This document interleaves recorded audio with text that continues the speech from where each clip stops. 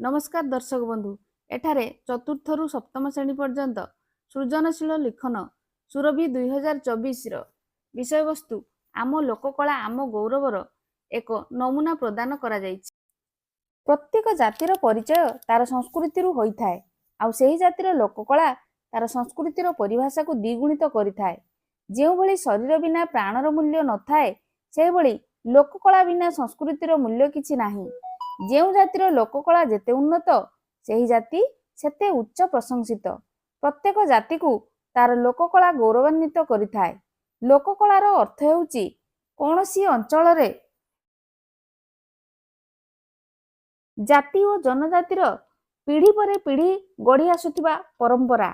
लोककला ही लोकगीत लोकनृत्य और लोकनाटक रही जहा सेही जातिर गौरवर कथा। काहीं केउ कालरू ओडिशार लोककलार सृष्टि।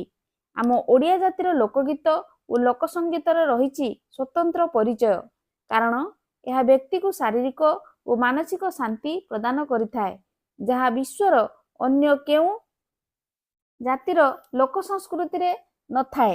यह आम पाई गौरवर कथा।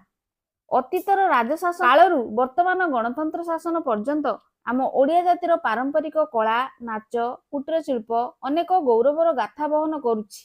से कोणार्कर विशाल भग्नावशेष हेउ अबा पिपिलीर चांदुआ काम कटकर तारकसी काम हेउ अबा संबलपुर संबलपुरी शाढ़ी विश्व दरबार रे आम जातिर गौरव वृद्धि करिवारे लागिछि। कलिंगरू उत्कल एवं उड्रप देशरू ओडिशा सबु समय रे आम जाति को आम लोककला गौरव प्रदान करि आछि। कला क्षेत्र रे असंभव सृष्टि केतेबेले कला पहाड़र लोलुप दृष्टि आकर्षण करिछि तो केतेबेले गीत गोविंद परी साहित्यर असह्य आलंकारिक सौंदर्य बंगीय ईर्षार केन्द्रबिंदु पालटिछि।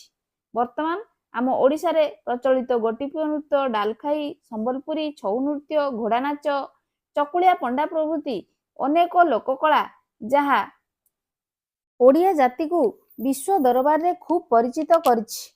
एही भली लोककला आम पाई गौरव।